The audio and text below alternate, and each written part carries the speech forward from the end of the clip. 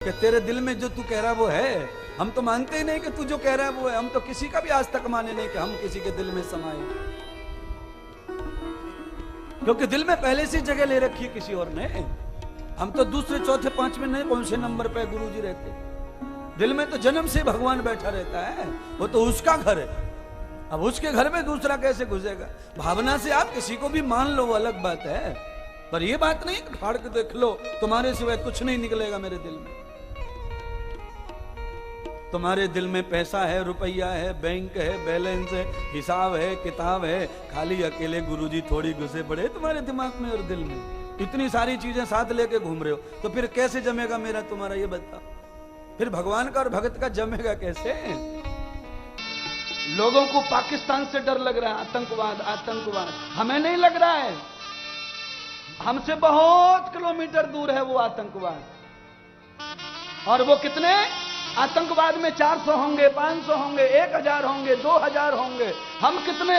हमें उसका डर नहीं है। हमें इसका डर है कि एक व्यक्ति है और 8 आतंकवादी छाती में लेके घूम रहा है। कौन कौन से आतंकवादी मैंने अभी गिनाए। सबसे बड़ा आतंकवादी है इच्छा, दूसरा है लोभ, तीसरा है ईर्ष्या, चौथा है घृणा, पांचवा है लालच। ये सब आतंकवादी तो हैं जो बिना बंदूक के तुम्हारे जीवन को खाए जा रहे हैं। ये हैलोजन सफेद रंग का प्रकाश कर रही हैं, आप पांडाल में देखो। हाँ, पर चश्मा काला लगा लो तो यही हैलोजन का रंग तुम्हें काला काला दिखाई देने पड़ जाएगा। इसलिए जैसी विचार, जैसी दृष्टि, वैसी सोच, वैसे ही भगवान, वैसे ही गुरुजी, वैसी ये दुनिया हमें दिखाई पड़ती है। दुनिया बहुत अच्छी है, संसार बहुत अच्छा है, समाज बहुत अच्छा है, हर व्यक्ति बहुत अच्छा है, पर हमारे व्यवहार के कारण दुनिया में कोई अच्छा है और कोई बुरा है। जो हमको मान ले, हमारे सब प्यार पूरा कर दे, बहुत अच्छा। हमको ना माने, हमारी बात ना सुने, हमें प्यार ना देवे, हमारी इच्छा पूरी ना करे, तो हमारे लिए बिल्कुल अच्छा नहीं। और इसीलिए इस दुनिया में सबके लिए सब अच्छे नहीं है। 4 लोग उसको मानते, 10 लोग उसको मानते, 20 उसको मानते हैं। इसलिए हजारों प्रकार के भगत, हजारों प्रकार के गुरुजी, हजारों प्रकार के भगवान सृष्टि, क्योंकि कोई छोड़ना नहीं चाहता संसार के किसी पहलू को। सब जगह पहलू पकड़ के बैठे हैं। तो भैया सबके साथ में नहीं मिलेगा भगवान, सबके साथ आनंद नहीं, सबके साथ में दीर्घता नहीं, सबके साथ में आयु नहीं, सबके साथ में आनंद नहीं। कहीं कुछ छोड़ना पड़ता है, कहीं कुछ मानना पड़ता है। तो आज से ऐसा मानो ये संसार बुरा नहीं, बुरे हम हैं, हमारी सोच है, हमारी कर्म है, हमारी व्यवस्था बुरी है, हमारा व्यवहार बुरा है। मैंने संसार के उदाहरण के लिए आपको कह दिया, ये परमात्मा का बसाया हुआ मंदिर है जिसमें परमात्मा स्वयं अपने भक्तों के साथ में प्रकट होते हैं और ये लीला करते हैं। इसलिए इसे बुरा न कहें, इसे बंधन न कहें। कि जिस प्रकार गीले कपड़े को बाहर धूप में सुखाने से उसमें से गंध जाती है, पानी की सीलन जाती है, नमी जाती है, और उसके जो धागे हैं वो सूखते हैं, और सूखते हैं तो चमकते हैं, उसकी सुंदरता बढ़ती है। वैसे ही हमारे अंदर जो छुपा हुआ रोग है, व्याधि है, दुख है, क्लेश है, अपरंत है, पाप है, अपराध है, गलती है, त्रुटि है, उन सबको आप प्रस्तुत करो, दर्शित करो, दिखाओ और उसे उजागर करो, उसे प्रस्तुत कर दो, भगवान के सामने रख दो। और भगवान नहीं मिलते हम जान रहे तो सदगुरु के सामने रख दो, वो भी नहीं मिल रहे तो अपने माता पिता के सामने रख दो, वो भी नहीं मिल रहे तो जो आपको समाज में श्रेष्ठ दिखे उसके सामने अपनी इन कमियों को उजागर कर दीजिए। उन्हें उजागर करने से उनका मार्ग निकलेगा, हल आएगा जीवन में, समाधान आएगा जीवन में। और जब जीवन में समाधान आएगा तो सुख आएगा। खाली गुरु का मजा लेते रहते और काम अपने ही करते, इसीलिए जीवन भर दक्षिणा रुपया देते रहो, तुम्हें कुछ फल नहीं मिलेगा। अगर हमारा ब्रह्मचर्य पक्का हो गया तो हम बराबर शिष्य बन जाएंगे किसी के। अगर हमारा ब्रह्मचर्य निष्कृष्ट हो गया, ढीला हो गया, मजबूत न कमजोर पड़ा, तो फिर हम शिष्य नहीं बन सकते किसी के, फिर हम चेला बन के रह जाएंगे, बस चेला। और चेले का उद्धार कभी नहीं होता है। चेला तो बर्बाद होता है, चेला कभी आबाद नहीं हो सकता। इसीलिए प्रार्थना भागवत करती है कि चेला मत बनो किसी के, बनना है तो किसी का शिष्य बनो। शिष्य, और शिष्य कौन बनता है? शिष्य उसको कहा गया है शास्त्र में जो गुरु के वचन की सीख को मान ले, सीख को, जिसमें क्षण भर भी विलंब ना हो, जो अति शीघ्र हो, द्रुत गति न वेद मूलम, जो बहुत तेज गति से, हवा से भी ज्यादा, मन की गति से भी ज्यादा जो तेज हो, वो क्या है? वो है परमात्मा की शरण में आने का क्षण। परमात्मा की शरण में इतनी जल्दी आना चाहिए जितनी जल्दी हवा, पानी या मेघ, बादल, सूर्य की किरणें या तुम्हारा मन भी गति न करे, इतनी तेज परमात्मा के चरणों में हमें जाने की सोचनी चाहिए। दोनों में समाधान बराबर है। संसार में धीरे से चलो समाधान मिलेगा, और परमात्मा के चरणों में तेज चलो तो समाधान मिलेगा। भगवान की तरफ बढ़ने के लिए देर मत करो और संसार में बढ़ने के लिए जल्दी मत करो। दोनों ही आइडिया बहुत अच्छे हैं और दोनों से समाधान मिलता है। गुरु माने ज्ञान, गुरु माने विचार। शरीर तो मरते रहते हैं, कहां से लाएंगे गुरु? मर जाएगा फिर का फोटो को पूछते बैठो क्या रखा है उसमें। इसीलिए नहीं मरने वाला अगर गुरु है कोई, तो उस गुरु का नाम है ज्ञान, विचार। एक बार जो आज्ञा गुरु ने कर दी, हमारे प्राण चले जाएं पर आज्ञा झूठी नहीं होनी चाहिए। ये है गुरु दिल में। खाली गुरु गुरु गुरु गुरु और कोई अच्छा काम नहीं शुरू। जो जीवन तेरा बिगड़ गया है उसका पुनः निर्माण हो जाएगा। जो तेरा धन चला गया वो आ जाएगा, तेरा सुख चला गया वो आ जाएगा, तेरी सुंदरता चली गई आ जाएगी, तेरी जवानी चली गई आ जाएगी, तेरा यश चला गया आ जाएगा, तेरी इज्जत चली गई आ जाएगी। अरे कितनों की चली गई थी लौट आई, पर क्या कर? संग में मही, मेरा साथ कर, मेरा साथ कर, मेरा साथ कर। जो परमपिता प्रभु का साथ करता है उसका सब गया हुआ ऐश्वर्य फिर से वापस आ जाता है। हाँ जी, साथ करेंगे तो आएगा। क्या बताएं? उफान आया, उफान आया, भट्टी पे से कढ़ाई को उतार के बगल में रख दिया। जितनी बार उफान आएगा उतनी बार डर के मारे कढ़ाई को उतार के रखेंगे तो तुम्हारी जिंदगी खत्म हो जाएगी, पर कभी भी दूध से खोआ बनने वाला नहीं है। हाँ, उफान को आने दो, अपनी बुद्धि और ज्ञान से उफान को रोको, उसी कढ़ाई में घोटते रहो, भागो मत, अग्नि को देख के भागो मत। जो साधना, जो तप, जो नियम दिए हैं उनका पालन कर लो। दूसरों का नहीं पता मुझे, पर मैं ये चैलेंज से कह सकता हूं व्यासपीठ पर बैठकर, मेरा दिल जिसको पसंद कर ले मैं उसे साल भर में कितना भी बड़ा आदमी बना सकता हूं।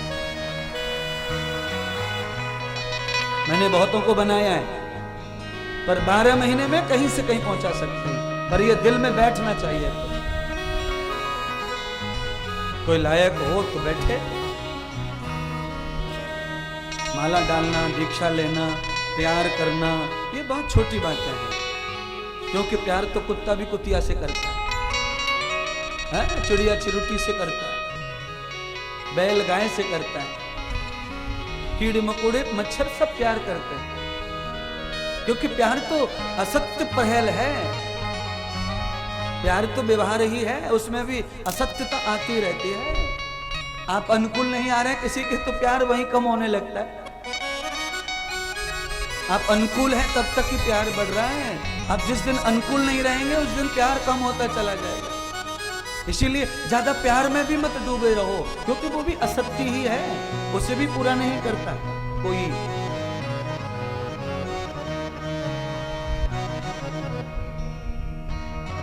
साधु से सब प्यार करें, क्योंकि साधु सबकी धरोहर है साधु, पर व्यक्ति सबकी धरोहर नहीं है, व्यक्ति विशेष है, साधु विशेष नहीं है, साधु सर्वयुक्त है। जैसे सूर्य है, चंद्रमा, ऐसे साधु सबके लिए है, उसे सब दुनिया प्यार करे, सब जाति, छोटा बड़ा बूढ़ा जवान, कोई भी उसे प्यार कर सकता है, कोई भी अपना सकता है, कोई उसे अपना मान सकता है, स्वीकार कर सकता है।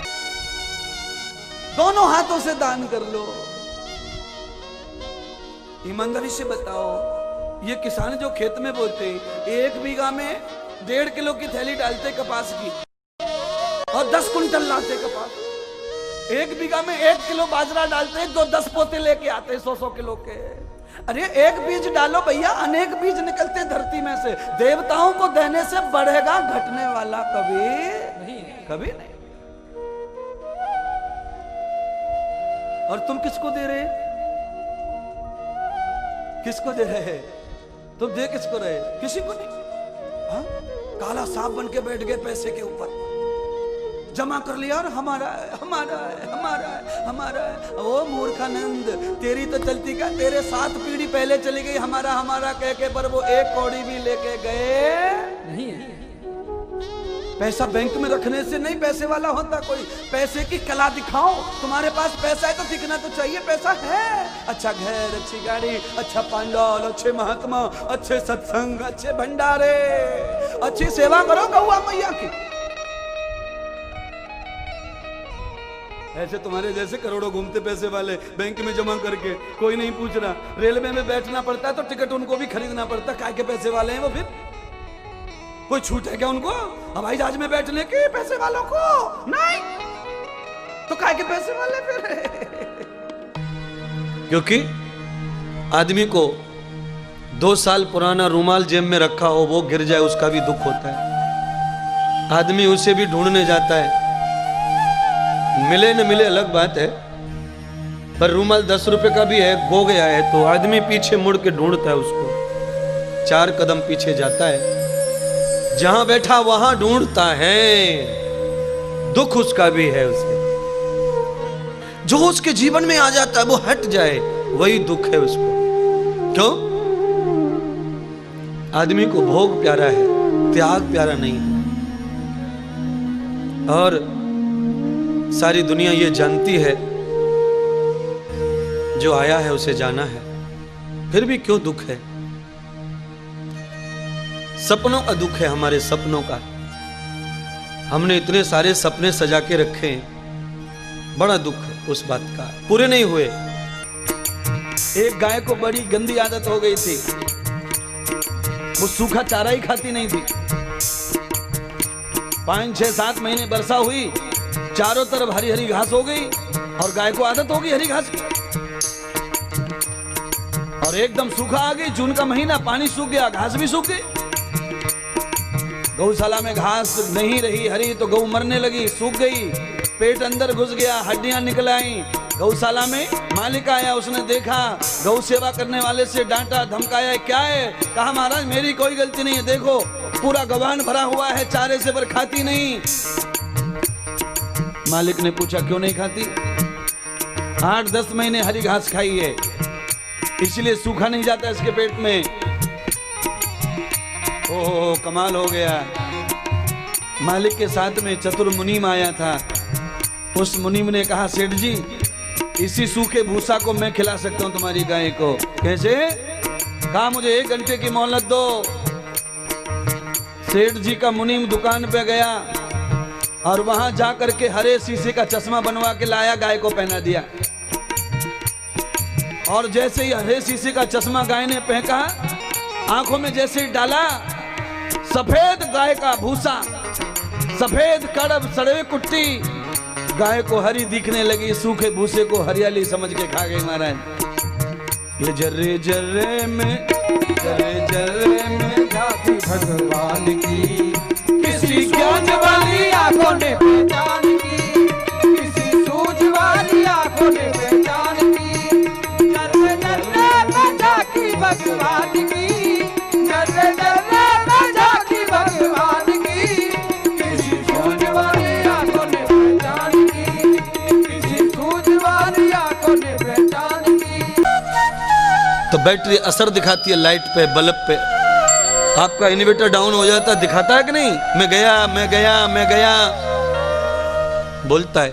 हमारे आश्रम में तो बोलता है, तुम्हारे घर में नहीं बोलता? मैं गया। फिर लोग क्या बोलते हैं? ओए ओए पंखा बंद कर, पंखा, बाहर की लाइट बंद कर, खाली ये रहने दे, किचन की लाइट रहने दे। लाइट गई, बैटरी गई।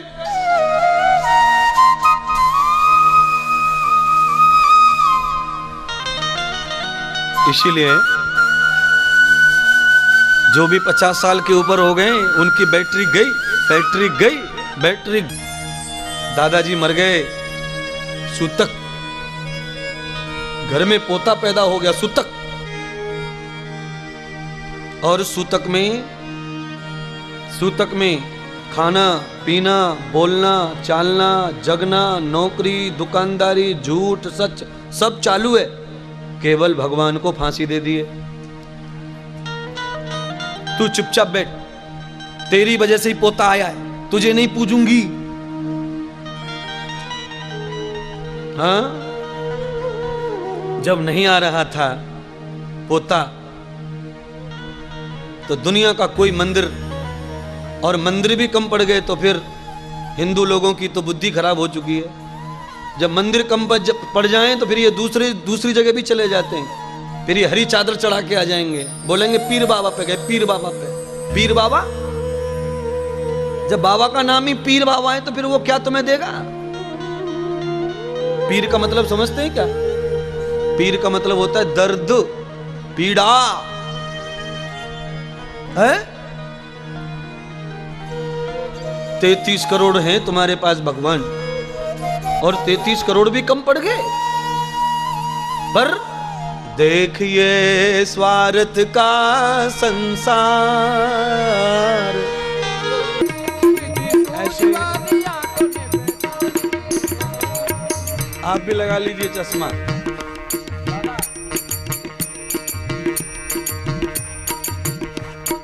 जैसी दृष्टि वैसी सृष्टि।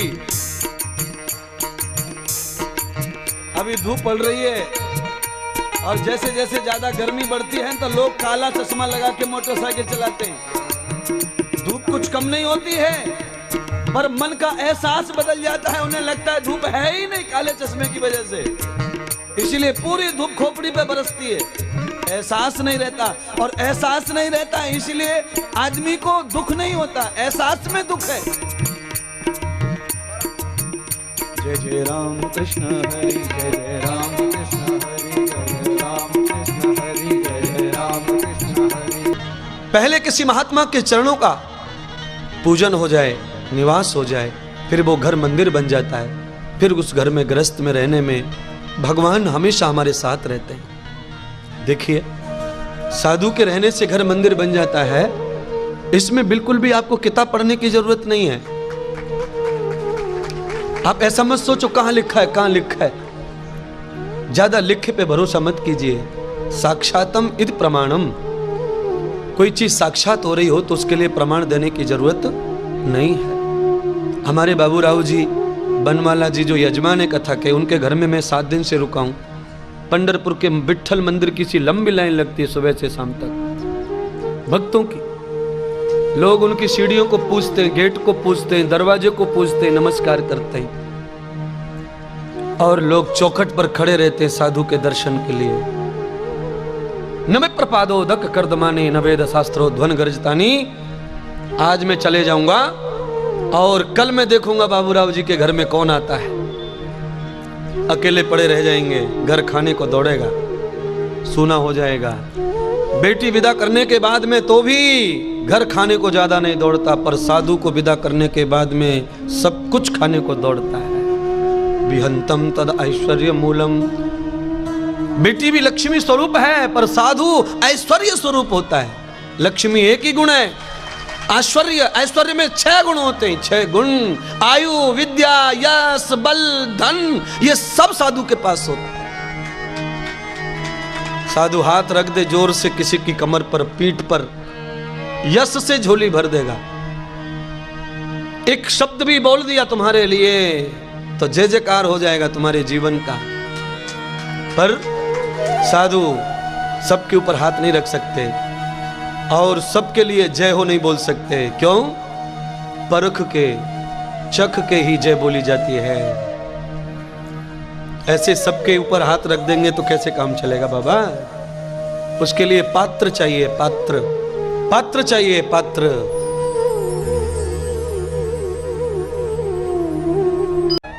एक ही पेड़ पर आधे फलों को कीड़े खा रहे हैं और आधे फल प्रकृति नहीं खा रही है। स्वच्छ निर्द्वंद तो भाई संसार में आधों को हर जगह दुख है, आधों को कहीं भी सुख है। हमारी लाइफ में भी वही है। हम आधा जीवन अपना सुख में बिताते हैं, आधा जीवन दुख में बिताते हैं। क्यों? 12 घंटे रात रहती है और 12 घंटे बंटवारा हो गया दुख सुख का। हमेशा रात नहीं है, हमेशा दिन नहीं है, वैसे ही हमेशा कष्ट नहीं है, बंधन नहीं है, दुख नहीं है, ऐसे ही हमेशा सुख भी रह सकता नहीं। और याद रखिए, भगवान से और गुरु से, माता पिता से जो डर गया, पूरी दुनिया को छोड़ के भगवान के चरणों में वो चढ़ गया। और ये 4 जोगों से जो जिन्हें माँ बाप का डर नहीं, गुरु का डर नहीं, भगवान का डर नहीं, वो यहीं ठोकर खा खा के यहीं पिटता है। उसके लिए कहीं कुछ नहीं है फिर। अभयम कुरु दभयम कुरु जाता दभयम परोक्षात। वेद श्रुति नाम यथान मंत्र। ये मंत्र क्या कह रहा है वेद का? वेद का मंत्र कह रहा है निर्भयक हो जाओ, निर्भीक हो जाओ, निडर हो जाओ। सारे संसार में डर लगेगा ही नहीं।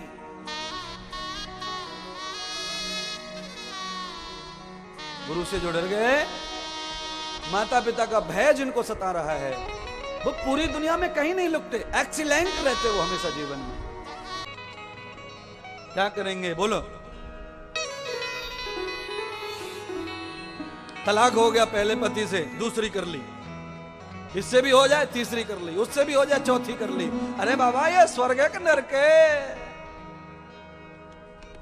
एक बार भी तलाक हो जाए, उसी समय निश्चय कर लो, अगर हमारे भाग्य में यह सुख होता पति पत्नी का, तो एक से पूरा हो जाता।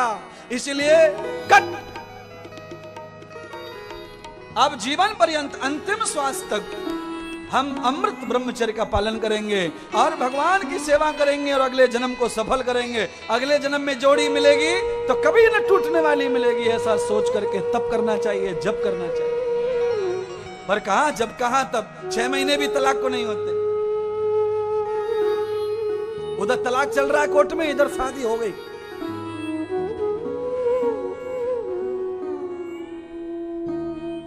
इतना भी क्या नरक? अब बोलेंगे आप शादी को नरक कैसे बता रहे हैं महाराज? शादी में नरक की, शादी में सुख क्या बताओ?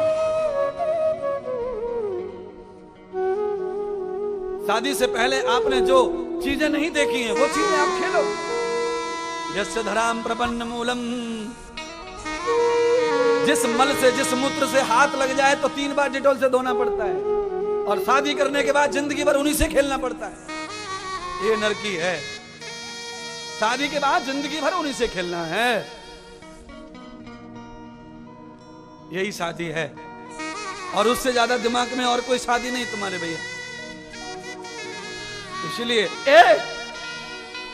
इसीलिए रामायण में कहा एक नारी सदा ब्रह्मचारी।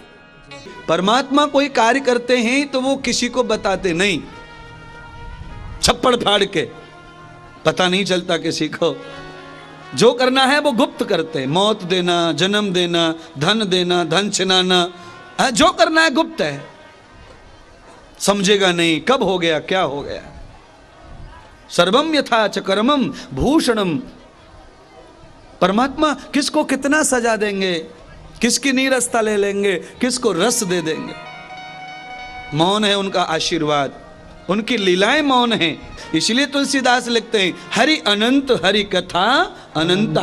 भगवान की लीलाएं तो हैं ही महान, पर मौन होने के कारण उन्हें समझना दुर्लभ है। इसीलिए भगवान की कथा ही समझो, जिससे भगवान की मौन लीलाओं का पता चल जाता है कि भगवान कैसे लीलाधारी हैं। उससे भी ज्यादा महान भगवान की कथा है, परमात्मा से भी ज्यादा। हरि अनंत हरि कथा अनंता।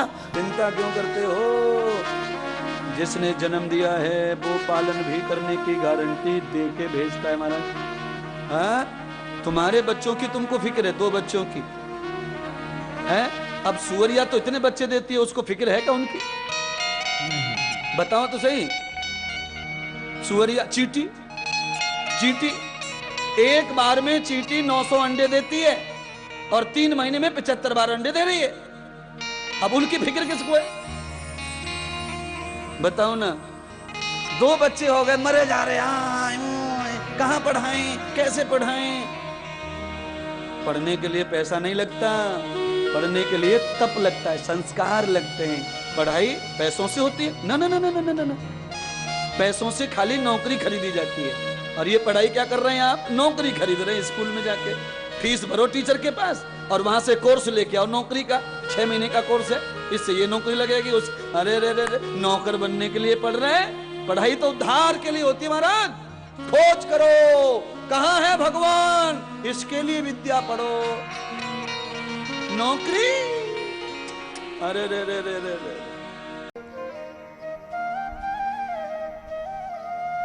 आपने क्या वचन झूठा किया बोलो? अब एक हो तो बताएं गुरुजी। आप तो हर रोज झूठे करते हैं 100-200 वचन।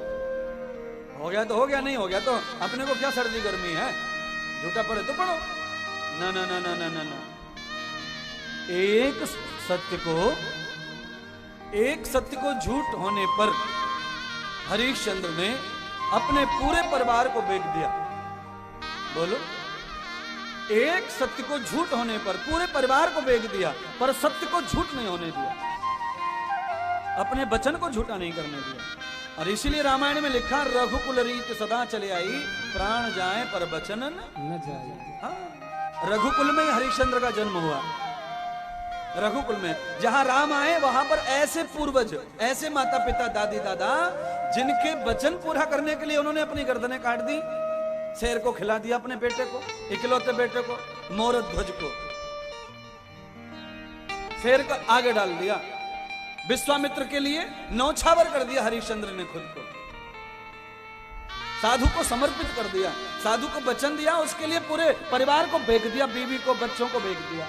राजा ने, सम्राट ने एक साधु की इच्छा पूरी करने के लिए सर्वस्व को लुटा दिया। और अंत में उसी संकल्प को देखा भगवान ने, विष्णु ने, और भगवान ने निश्चय कर लिया कि जिस परिवार में संत और गुरु के लिए आदमी नौछावर हो रहा है, उस परिवार में ही मैं जाऊंगा। उसमें राम आ गए, विष्णु भगवान प्रकट हो गए, शक्ति प्रकट हो गई। देव आयन्तु सुमन समान, ये वेद मंत्र ये कह रहा है कि बुलाया नहीं गया। राजा दशरथ को तो खाली बेटा चाहिए था, भगवान नहीं, पर भगवान आया क्यों? बिन बुलाए आया। और आपके घर भी बिन बुलाए आपके घर भी आएंगे। ऐसी थ्योरी बन गई खोपड़ी की। आदमी साइकोलॉजिकल ऐसा हो गया है कि बेटी 20 साल की हुई कि टेंशन, और बेटा साला 100 साल का हो जाए तो भी टेंशन नहीं। बोलो, बेटी से क्यों घबरा जाती, समझ में आता नहीं। और हैं दोनों एक जवान। बेटी बड़ी हुई तो टेंशन टेंशन टेंशन, न जाने क्यों टेंशन। और बेटा जिंदगी भर छाती पे बुरा रहे, पापी रहे, अपराधी रहे, गंदा रहे, मारे कुटे, तो भी ना छोड़ेंगे बेटा को, न जाने देंगे, न दान करेंगे। बेटी का दान कर दिया, जाओ ले जाओ ले जाओ। बड़ी बात तो यह है कि बेटी के साथ में नोटों की गड्डियां भी देते हैं, ले आओ। अरे तुम्हारी बेटी कटपीस है क्या, बीमारी है कि क्या है? नोट भी दे रहे, सामान भी दे रहे, ये क्या कर रहे हो? समाज का धर्म है क्या? ना ना ना, शास्त्र का धर्म है? ना ना ना, निजी अपना खुद का धर्म बना के बैठी है समाज, अपना धर्म बना लेते हैं। और हमें लगता क्या है कि हम अच्छा कर रहे, हम महान कर रहे, हमारे जैसा ब्याह किसी ने किया ही नहीं, हमारे जैसा दहेज दिया ही नहीं। तुम जितना कर रहे हो उतना करो, खूब करो, खूब करो। पर मुझे ये बताओ कि बेटा और बेटी में अंतर क्यों मान लिया तुमने?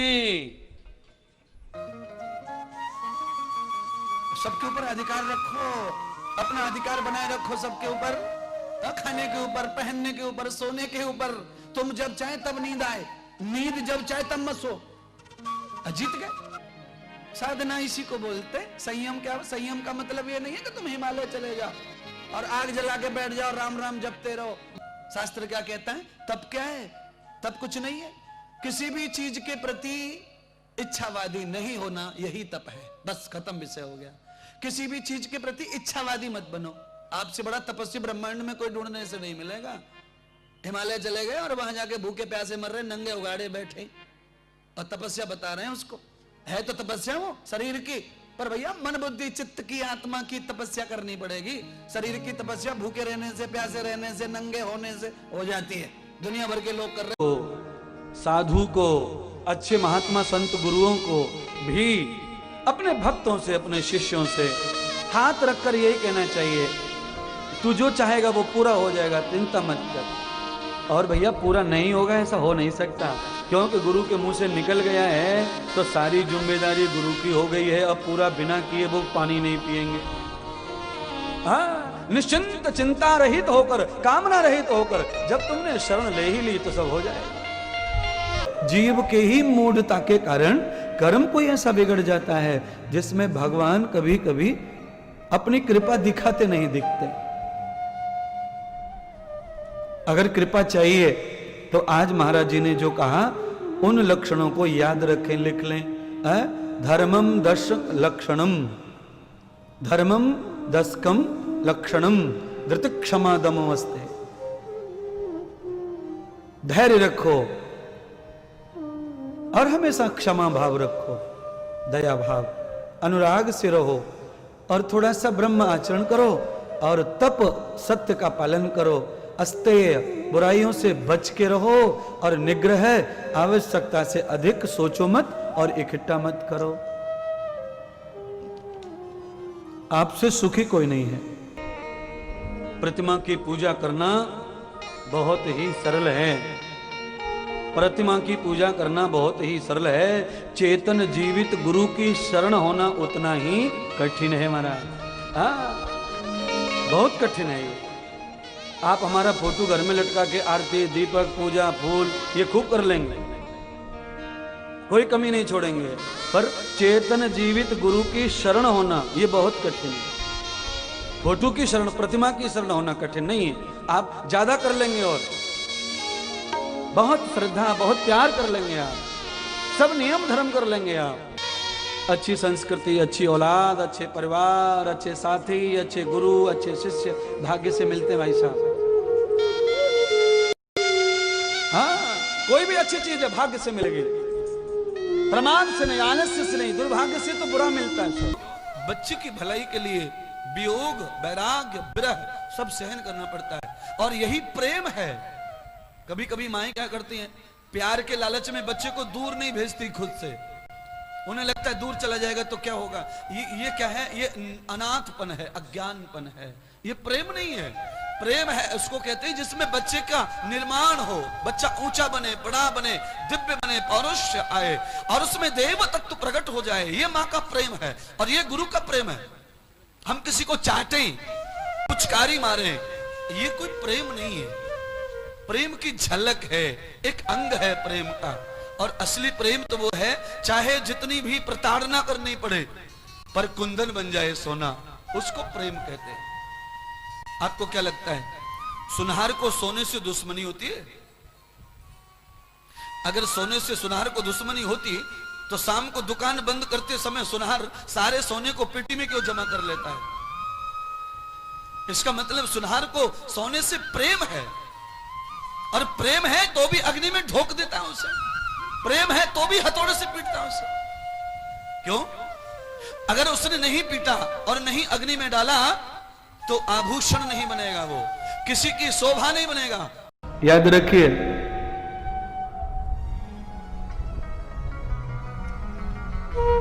ऐसे बहुत लोग हैं जो लोगों की खुशी में सेंध लगाना चाहते हैं, लोगों की उन्नति से जलते हैं, ईर्ष्या करते हैं। हाँ, लोगों के बड़मपन से, बढ़े हुए से प्रशंसा नहीं करना अच्छा लगता उनको। जलेंगे, जली कटी बातें करेंगे उनके बारे में, गलत गलत बोलेंगे। कोई बढ़ रहा है, किसी के बच्चे बढ़ गए, बड़े हो गए तो बुरी बातें, आलोचक बातें, अशब्द बोलेंगे। ओहो, कह रहे हैं जरा ध्यान कर लो, मैं इतना जरूर जानता हूं, बड़े पेड़ की छाया के नीचे कोई छोटा पेड़ बड़ा नहीं होता, पर बड़े व्यक्ति के नीचे अगर कोई रहता है तो वो बड़े हुए बगैर रह सकता नहीं है, रह नहीं सकता है। संभूतम यथाम गति नाम।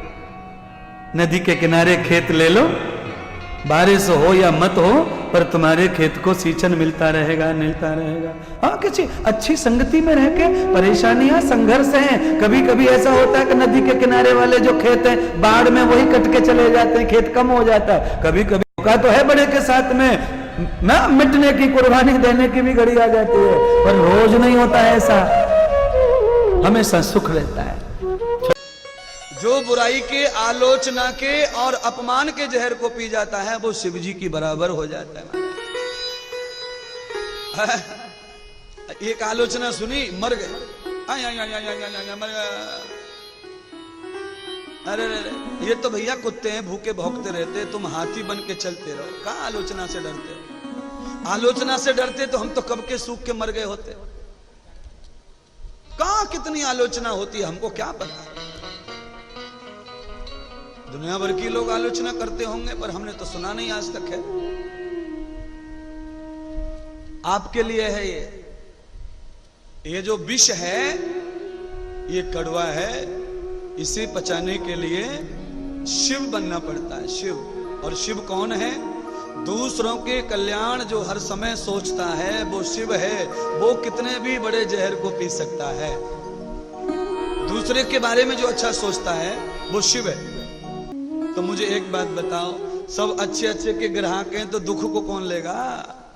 कोई तो दुख को लो। इसीलिए प्रणाम करता हूं अर्जुन की माता कुंती को, जिसने सारे ब्रह्मांड का दुख मांग लिया अपनी झोली में। सारी दुनिया का विष दे दो, दुख दे दो, क्लेश दे दो। क्यों? तुम आओगे साथ में तो मेरा विष कुछ नहीं बिगाड़ पाएगा। आप जानते हैं छाती पे यहां लोहे की स्टील की प्लेट लगाते मिलिट्री वाले युद्ध के समय। ये राष्ट्रपति के जो गार्ड रहते हैं ना, हाई क्लास सिक्योरिटी रहती है, तो वो यहां से लेके यहां तक छाती पे प्लेट लगाते हैं। उस प्लेट का मतलब यह है कि कितनी भी पावर की गोली आए तो ये गार्ड मरेगा नहीं, ये प्लेट उसे वापस कर देगी। याद रखो, सदगुरु की सेवा और भगवान का भजन ये प्लेट है, काल से बचाने के लिए, दुख से बचाने के लिए, जिसे हृदय पे लगाना पड़ता है। अगर हृदय में ये दोनों प्लेट लग गई तो फिर तुम्हारा दुख कुछ नहीं कर सकता। कि गुरु आदेश में जीने की कल्पना अगर आपकी है तो ही आप गुरु के साथ सेवा का भाव रख सकते हैं, तो ही आपकी सेवा स्वीकार भी होती, तो ही सफल होगी। आप अपने अनुसार अगर कुछ कर्म करते हैं, करने योग्य है नहीं है, वो सोच के करते हैं, तो फिर आप गुरु भक्त है नहीं, फिर आप बुद्धि भक्त हैं।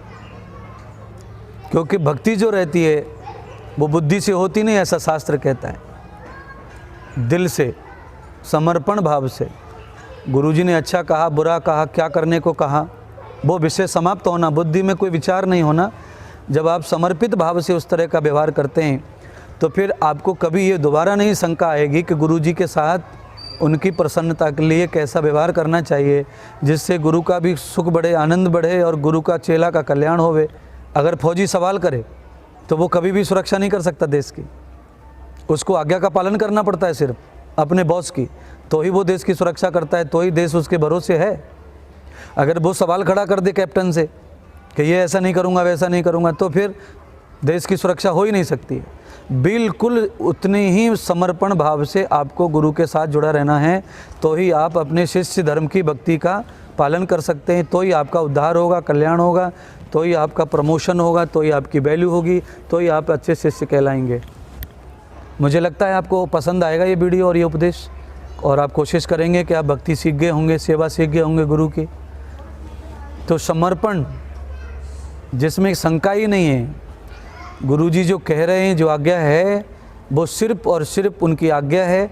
उसके लिए मौत क्यों ना आ जाए, वहाँ तक जो सोचता है वही गुरु की समर्पण भक्ति, भगवान की समर्पण भक्ति, राष्ट्र की समर्पण भक्ति कर पाता है, माता पिता आदि की भी समर्पण भक्ति कर पाता है। बहुत बहुत धन्यवाद।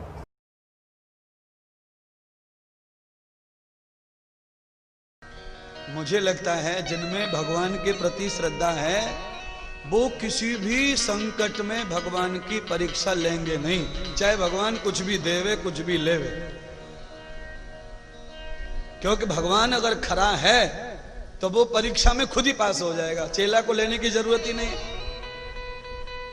आप परीक्षा लें तो हम पास हों तो आपको पाप लगे, अगर हम सच्चे गुरु हैं तो हम परीक्षा में खुद ही पास हो जाएंगे। तुम दुखी होके तो देखो, आने तो दो थोड़ा संकट। पर जातम न वेद भूतानाम कैवल्य, जिस इष्ट की तुम पूजा सेवा करते हो उसके अलावा दूसरा इधर उधर मुंह नहीं मारते हो, वो इष्ट तुम्हारी रक्षा पक्का करे, पक्का।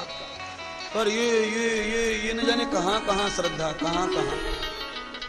हाँ, आप खुद ही समझ लो, आप ही बोलो ना। आपकी प्यारी चीज को कोई ले ले तो आपको कैसा लगेगा बताओ? हैं भाई, भगवान का कोई भगत बना और वो भगत को किसी दूसरे भगत भगवान ने ले लिया, तो ये वाला भगवान क्या करे? रूठ जाए, नाराज हो, दुखी होगा, मेरा एक भगत चला गया उधर। इसीलिए बकरी की तरह बार बार जगह जगह मुंह मत मारो।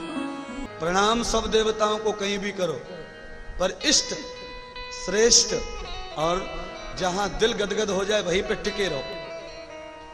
अरे मौसम तो बदलते रहते हैं, समय आता जाता रहता है, कहां गलतियां नहीं होती हैं, पर एक बार जो आत्मा प्रसन्न हो गई है और जिसे देखने मात्र से रूह खुश हो जाती है, वही सच्चा इष्ट है तुम्हारा, वही समाया हुआ है तुम्हारे रोम रोम में। उसकी पूजा सेवा, उसके लिए समर्पण होना। हाँ, खुशी भी मिल रही है फिर भी स्वार्थ में ही जी रहे हो, तो आपत्ति जब आएगी तब संकट में कोई मदद नहीं करेगा, गुरु भी नहीं और भगवान भी नहीं। क्योंकि मौसम बदल के रंग बदलते हो तो असली वाला भी साथ छोड़ देता है।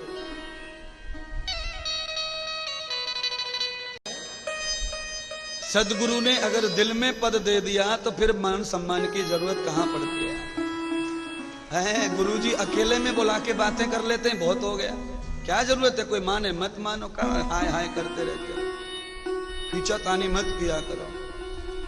सबको तो हम जगह देते ही हैं, आज नहीं तो कल बोलने चालने को मौका मिल जाएगा, शाम को परेशान है तो सुबह मिल जाएगा, पर सबकी भावना की कदर करते महाराज हम तो। देर लग जाती है भीड़ भाड़ में, पर सबका अच्छा हो। और सब आदमी अकेले में 2 मिनट बोलना चाहते हैं, सबके दिल में कुछ न कुछ अरमान है, उन अरमानों को भी नहीं मारना चाहिए।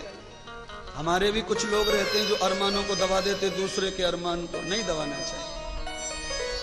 सबके अरमानों को बाहर आने दो, उनसे कभी कभी अच्छा रिजल्ट भी आता है, कभी कभी भला होता है सबका। विठ्ठला पांडुरंगा। जय श्री राधे। 5 जुलाई 2020 गुरु पूर्णिमा। इस पावन अवसर पर यदि आप अपना कुछ शुभ संदेश गुरुजी तक पहुंचाना चाहते हो तो ये वीडियो आपके लिए बहुत ही महत्वपूर्ण सिद्ध होने वाला है। इसलिए इस छोटे से वीडियो को पूरा देखें और लाइक और शेयर जरूर करें। हमारे गुरुजी हम सभी भक्तों से प्रतिवर्ष गुरु पूर्णिमा के अवसर पर मिलते आए हैं, लेकिन इस बार हम सबको इस कोरोना की घड़ी में दर्शन हो पाना संभव नहीं हो पा रहा है। अनंत कृपा दया के सागर हमारे परम पूज्य गुरुजी अपने भक्तों की इस पीड़ा को समझते हैं। प्रतिवर्ष तो हम गुरु पूर्णिमा पर गुरु दर्शन करके शुभ आशीष प्राप्त करते ही आए हैं और श्रद्धानुसार आपने संस्था के सेवा कार्यों के लिए आर्थिक सहायता भी की है। जैसा कि आप जानते हैं, कोरोना संकट की इस घड़ी में भी संस्था के सारे सेवा प्रकल्प चल रहे हैं, लेकिन धार्मिक आयोजन, कथा और दर्शन बंद होने की वजह से लोगों का सहयोग नहीं मिल पा रहा है। संस्था आपसे आग्रह करती है कि गुरु पूर्णिमा के निमित्त आप भेंट स्वरूप अपनी सेवा राशि जरूर समर्पित करें। यह बात सत्य है कि इस आपात घड़ी में आपके द्वारा की गई मदद गुरुजी के साक्षात दर्शन का पूर्ण फल प्रदान करेगी। आप अपनी सहयोग राशि बैंक में जमा करने के बाद आश्रम के नंबर पर संपर्क करके कन्फर्मेशन करवा लें, ताकि हम यह जान जाए कि आपकी धनराशि संस्था को प्राप्त हो गई है। फिर आप अपना नाम पता दर्ज कराने के साथ कोई एक मैसेज जो आप गुरुजी तक पहुंचाना चाहते हो हमें SMS या फ़ोन कॉल के माध्यम से बता सकते हैं। ऑनलाइन दान देने वाले भक्तों के लिए डिस्क्रिप्शन में लिंक दी गई है, अकाउंट डिटेल्स दिया गया है, साथ ही गूगल पे नंबर भी है। अपने घरों में सुरक्षित रहते हुए गुरु पूर्णिमा मनाएं। गुरुजी हमेशा आपके साथ है। जय श्री राधे।